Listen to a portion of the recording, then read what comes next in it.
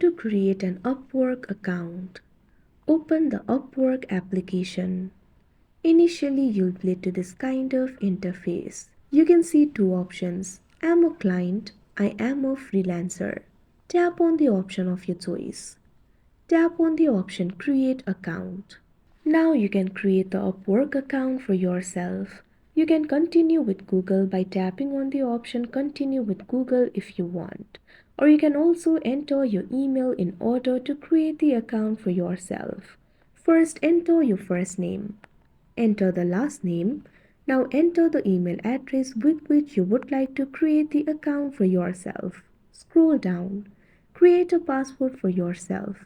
It must contain 8 characters or more. Now select the country by tapping on the field of country. Tap on the country of your choice, or you can also search for the country if you want. Once you do that, check on this box Yes, I understand and agree to Upwork terms of service, including user agreement and privacy policy. Tap on the option Create my account.